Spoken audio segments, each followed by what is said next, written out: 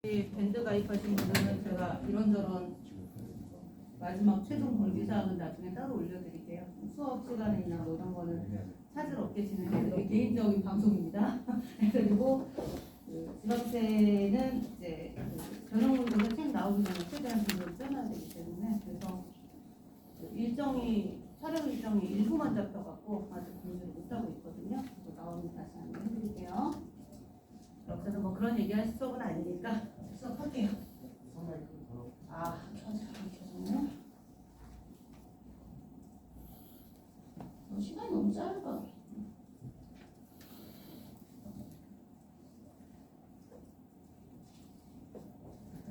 자, 여러분 안녕하세요. 안녕하세요. 네, 또 우리 면접 수업 시작한 지 3회차인가? 네. 이제 슬슬 조금 이제 전공 관련된 질문들 워밍업을 시작을 할 거예요. 근데 이제 그 자료를 어디서 찾는지 몇 번 했잖아요. 그래서 몇 가지 좀 또 맛보기 알고 계시면 나중에 이제 뭔가 본인의 모범 답안을 만들 때 도움이 될 만한 팁을 몇 개만 좀 드리고 시작을 하자면 저는 옛날에 입에 좀 예전 이름이 붙어갖고 116 세미래 콜센터가 아주 그냥 입에 붙어있어요. 세금의 미래래요.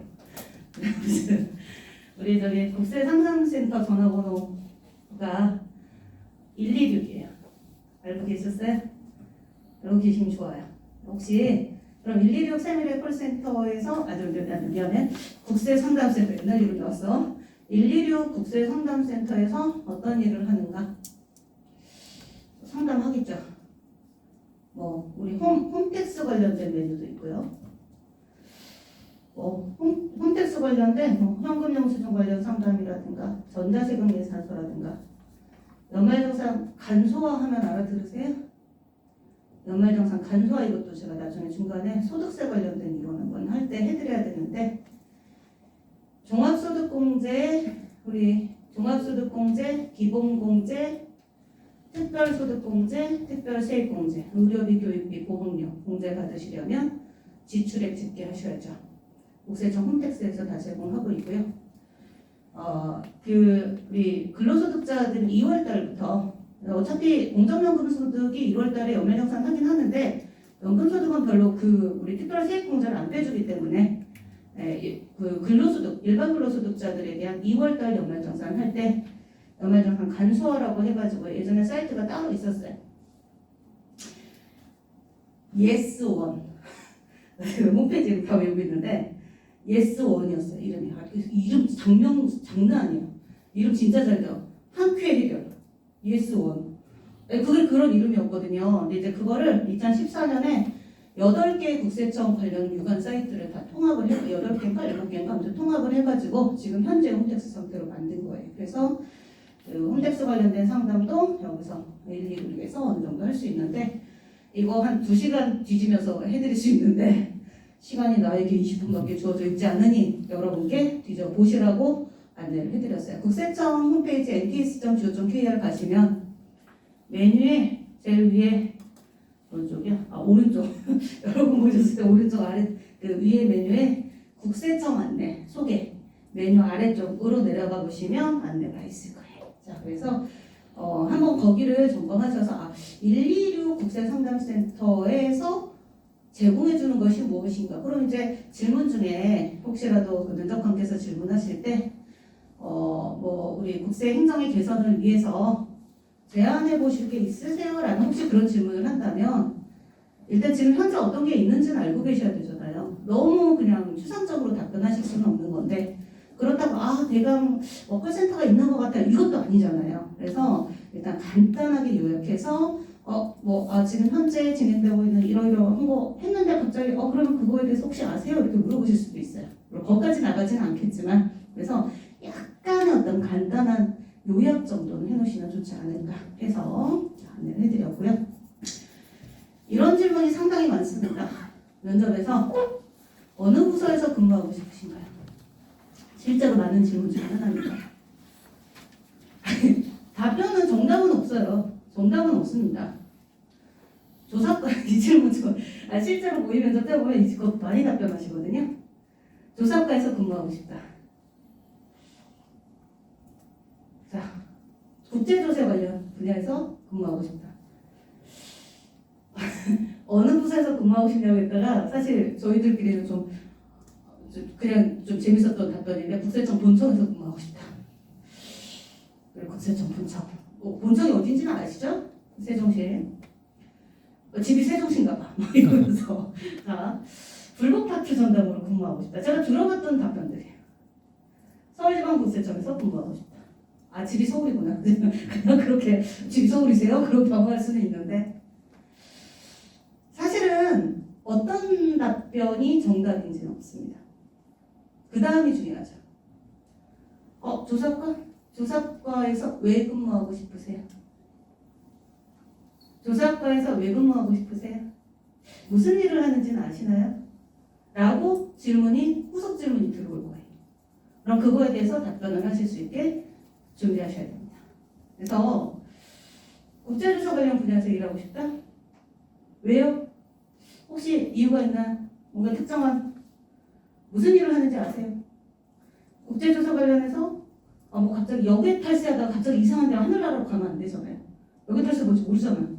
그래서 갑자기 페이퍼 컴퍼니 나오고 바하마 나오고 이러면 안 돼요. 그래서 어찌됐건 이런 것들을 얘기했을 때 솔직히 정말로 정답은 없습니다만 조금 약간 무난하게 뭔가 계속적인 후속적인 질문이 나왔을 때 그러니까 진실되긴 해야 돼요. 진실되긴 해야 되고 어떤 부서가 어떤 일을 하는지 얼추라도 좀 아셔야 돼요. 그래서 본인의 어떤 정답을 찾으세요.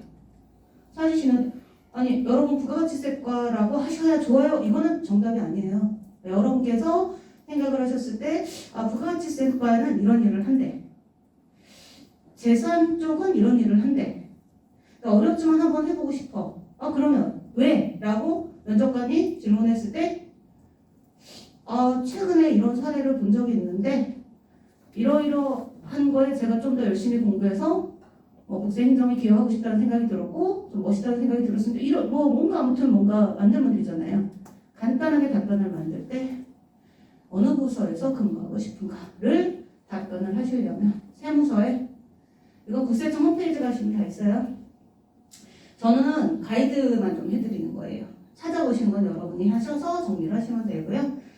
전체지방청이 지방국세청 우리 이제 뉴스에서 가끔 뉴스에서 서울청 이러면요 보통 서울지방경찰청을 얘기하는데 우리는 서울지방국세청 이렇게 들어 내 귀가 그렇게 들어서 뭐야 무슨 세무조사 나왔어 이러고 보다 보면 경찰청 뭐 이런 식으로 나오더라고요. 그래서 참 내 마음에 맞게 자꾸 용어를 듣는데 지방국세청이 서울지방국세청, 광주지방국세청, 대전지방국세청, 인천 어쩌고저쩌고 7개가 있고요. 전국의 세무관서 이런 건 굳이 외울 필요는 없는데 자꾸 하다 보면 알게 되겠죠.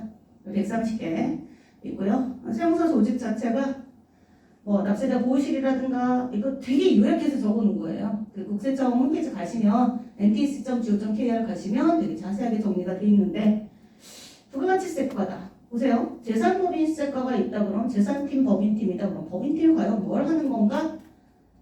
법인의 부가가치세, 법인의 법인세. 그러면 대강 얼추 봤을 때 얘는 개인 부가가치세겠다. 예전에 이제 개인 납세과 이래가지고 개인 소득세하고 부가가치세를 묶어놨는데 조금 좀 업무가 어렵죠. 왜냐면 납세지가 다르잖아요.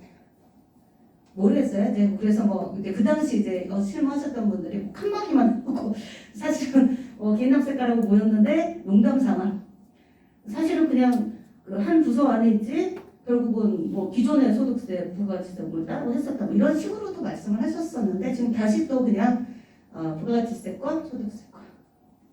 자, 사실 여기서 더 하고 싶은데 소득세과는 개인이 돈을 벌었으면 종합소득세, 퇴직소득세, 양도소득세 아니에요 여기. 재산. 그렇죠? 왜냐면 양도가 뭐랑 항상 같이 다녀요? 증여. 맞잖아. 부담부증여만 생각하셔도. 그래서 이게 어느 정도 내가 만약에 예를 들어서 저는 부가가치세과에서 업무를 하고 싶습니다. 이래놓고 물론 틀릴 수 있어요. 당연히 학생들이고 아직 이제 임용되려고 하시는 분들이라서 잘 모를 수 있는 거고요. 근데 약간 본인이 당황하면 면접관은 그냥 별 생각 없이 알았어요 하고 웃고 넘어가시는 수도 있어요. 틀려도. 근데 본인은 이제 합격자 발표 날 때까지 나 그것 때문에 떨어져서 이러고 불안해하거든요. 가급적인 이왕이면 제대로 정리하시는 게 좋겠죠. 그래서 이왕이면 세무서 조직을 검색을 한번 해보세요. 다 MTS에 있어요. 자, 이건 부세장 조직도 한번 참고해 보시고요. 여기는 그냥 넘어갈게요. 이거는 제가 이렇게 넣어놔야 찾아보시니까. 근데 정확하게 뭔지 몰라도 돼. 아, 구조가 이렇게 돼 있구나. 국제조사 관련된 파트는요, 좀 상당히 말씀 이제 답변으로 하면 나중에는 그렇게 하고 싶으셔도 거기 가고 싶으셔도 조금 그 답변하기는 조금 힘드실 수 있어요. 국제조사가 뭐 하는 거냐 물어보면 국제조사를 잘 알아야 되는데 우리가 배운 영역은 법인사소득세법과 같이 쓰잖아요. 그래서 갑자기 역외거래가 뭐고 국제거래가 뭐냐고 이렇게 물어보면 답변 못하잖아요. 지금.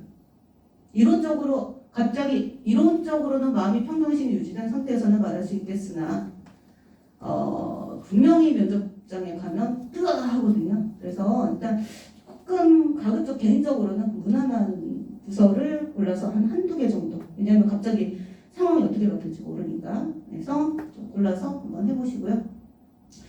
국제공무원교육원이라는 사이트로 그것도 nts.go.kr에서 하고 들어가 보세요. 이제 여러분 합격하시면 그 국제공무원교육원에서 뭐 온라인으로 학원, 전부 다 오프라인으로 학원 일단 최소 뭐 한 달 정도는 제주도 가셔야 돼요. 제주도에 있죠. 제주도에 있고 서귀포에 있고 공무원 재직자 교육도 하고요. 신규 임용 후보자 이렇게 표현하나 아무튼 교육도 하고 내가 어디서 뵙겠지? 하시고 제가 말씀드리고 싶은 거는 납세자 세법교실이라는 거를 운영을 해요. 근데 솔직히 말씀드려서 납세자들이 아직은 그렇게 많이 잘 알지 못해요. 그러니까 질문 중에 어떤 질문이 왔냐면 뭐 여러 가지 어떤 질문을 하다가 끝에 제일 마지막에 그러면 지금 하고 있는 국세행정의 개선 방안이 무엇인가 한번 말씀해보세요. 뭐 이런 얘기들을 한단 말이에요. 근데 이제 보통 대민 서비스 민원인들을 얼마나 좀 편리하게 조금 더 덜 부담스럽게 정확하게 납세 의무를 잘 지킬 수 있도록 우리가 도와줄 수 있을 것인가, 어떻게 시스템적으로 좀 더 개선할 수 있을 것인가라는 질문을 했을 때 좀 이런 시스템들을 알고 계시면 모범 답안을 본인 스스로 만들어낼 때 도움이 되실 거라고 생각을 해요. 원래는 프린트로 이거 납세자 세법교실 네이버 말고 아무튼 포털 사이트 들어가셔가지고요. 그 국세공무원 교육원을 치세요. 네, 포털 사이트 들어가서 국세공무원 교육원을 치시면요. 납세자 세법교실 클릭해서 들어가실 수 있어요. 온라인이고요. 하나 정도는 신청서 들어보는 것도 나쁘지 않지 않을까? 네, 그래서 온라인 강의고 어떻게 진행되는지 수강자 입장에서 납세자 입장에서도 세법을 공부하신 학생들 입장에서 만약에 말이 어렵다 그러면 세법을 잘 모르는 일반 사업자들은 좀 더 어려울 수도 있겠죠. 이건 되게 좋았습니다. 장점을 9개. 약간 단점 말고 약간 개선했으면 좋겠는 거 하나 이렇게 가야지 뭐도 안 좋았고요, 뭐도 불편했고요, 뭐 지루했고 이러시면 안 돼요. 나름대로 그 톱밥 있지 그런 거는. 그래서 내가 해보니 뭐 이런 것들이 좋았다. 근데 그걸 좀 더 강화했으면 좋겠다. 저는 뭐 개인적으로 직접 해보셔야 된다라고 생각해요. 그래서 납세자 세법교실 온라인 세법교실 신청하는 방법이 있어요. 거기에 7장짜리인가 프린트 있거든요. 출력하셔가지고 이렇게 하는구나, 내가 직접 한번 해봐야 되겠다. 그런데 온라인 환경에 능숙하지 못한 어머니 아버지들께서, 우리 어르신들께서 혹시 이런 거에 접근을 못한다면 다른 방법이 뭐가 있을까? 조별 토의하거나 뭔가 주제 만드실 때도 고민 좀 해보시고. 정답은 없는 거예요. 그래서 이런 현 시스템이 있다라는 거. 근데 솔직히 민원인들이 아직은 잘은 몰라요. 유튜브에도 국세청 유튜브 있는 거 아시죠? 네. 미안해. 개인적으로 좀 재미없어. 되게 재밌게 잘 하시는데 조금 더 재밌으면 좋겠다. 아니 재미가 막 이렇게 있어요. 이렇게 연기하는 게 아니고 약간 정말 모르시는 분들이 들었을 때 나는 실무 강의 가서 그걸 틀어줘 보거든, 쉬는 시간에. 근데 이렇게 듣다가 재미없어.